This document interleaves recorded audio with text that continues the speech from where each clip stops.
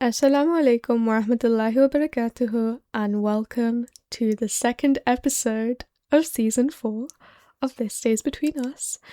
It is still the 13th of July because I figured if I record it today while the house is nice and quiet and the streets are quiet too for some reason. Usually my street is the noisiest street ever, but it's nice and quiet, so I'm like, let's record an episode. And this one is gonna be about my two hated M's, marriage and motherhood.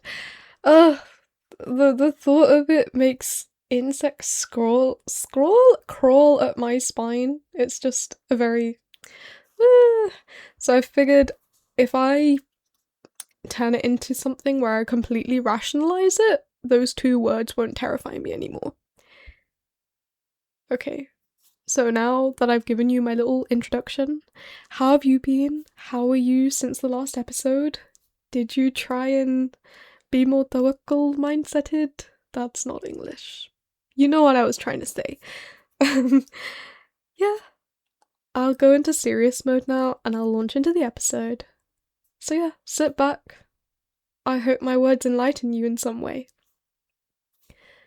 Okay, Bismillah.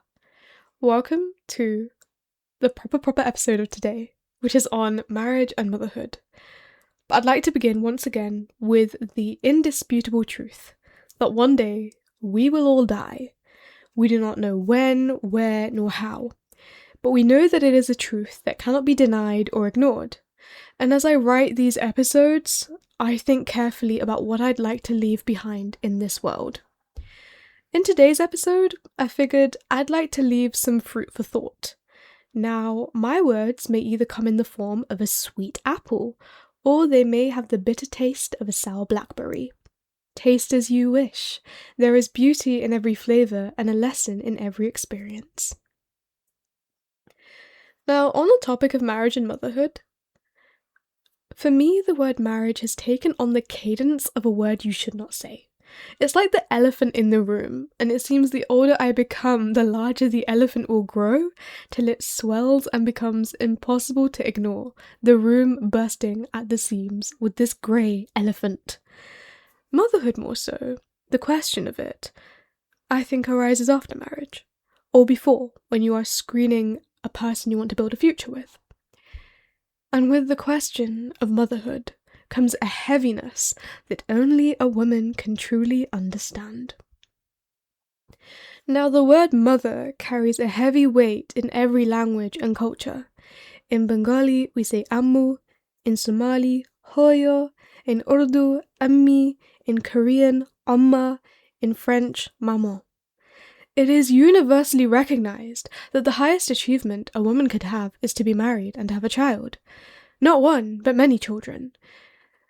And especially within the South Asian Islamic subculture, this belief has not changed shape, rather it has gone from having claws to soft paws that knock and beg at the door of a woman's autonomy. Asking why? Why pursue your dreams? Don't you have a man to find and children to birth? Could it be, and I ask you to keep an open mind, that not every woman dreams of marriage and motherhood? Could it be that us girls of today are Russian dolls carrying the weight of what our mothers went through? They say that your mother's happiness is the light of your home. Her tears are the rain, her anger is the storm. A home that is devoid of a mother's love and light. Can that really be a home at all? I know that us girls, us women, are very attuned to the sadness and to the happiness of our mothers. We have a unique way of interpreting the weight of her footsteps, the way she opens and closes a door, when she smiles and when her face crumbles into a state of sorrow. Truth is, I don't think we can fully escape the imprint of our mother's experience of married life and motherhood. And that, I believe, is one of the leading factors that influences whether a woman truly dreams of marriage and motherhood, or if she is simply following a script, because these movements are all she knows. Servitude, submission, silence. These are the moves to a dance that every South Asian girl has swayed to before. Her limbs have repeated these moves and have found comfort in the acceptance that comes from following the script. But there's no freedom. To be free is to dance a different dance. Instead of a gentle ballet in time with society's expectations of marriage and motherhood, the girl who is free decides, hold up, I want to do backflips. And she somersaults into the world of her dreams. Now, the aunties and uncles send a rescue helicopter to come and find her, but she is lost in another galaxy.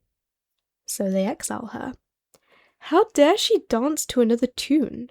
How dare she find solace in the crevices of the moon and not come down to planet Earth, where marriage and motherhood are waiting for her? I have thought about this often, and rather deeply. Would motherhood be a dream of mine or a debt I'd have to pay? And as much as I would love to have an intellectual and spiritual companion of my own, in the form of a man, there is a price I have to pay first. Children.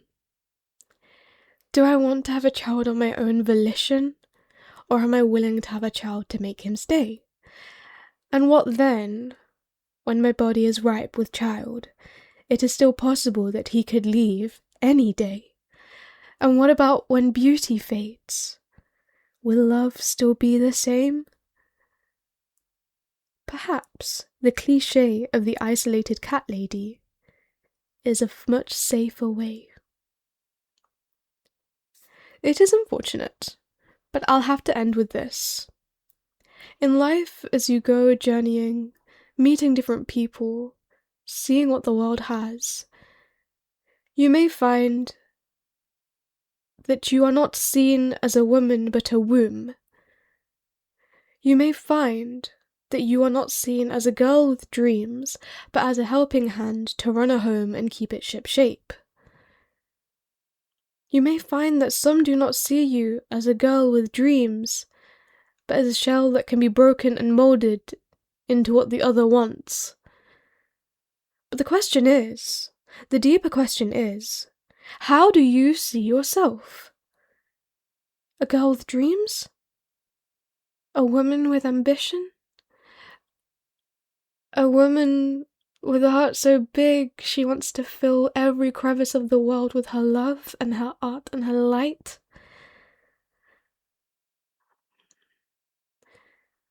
Then find someone whose eyes match what you see, and do not settle for anything less, for you are not simply a womb. You are indeed the glowing orb of a woman with so much light to give, and so much more.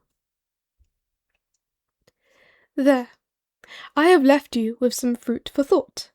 Let me know, did my words carry the sweetness of a cherry or the fresh sting of a lime? Taste as you wish. There is beauty in every experience, a lesson in every flavour. Till then, this stays between us.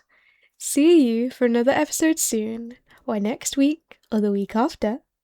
I'll be exploring the question of, can a writer be a wife without losing her connection to her work? And the reason why I've thought about this so much is there's a writer, it's either Virginia Woolf or Sylvia Plath. One of them said a woman who wants to write needs a room of her own and a roof over her head and money so that she can feed herself.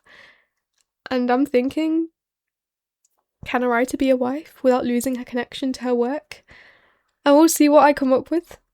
Till then, this stays between us. Assalamu alaikum wa rahmatullahi wa barakatuh, and see you for another episode soon.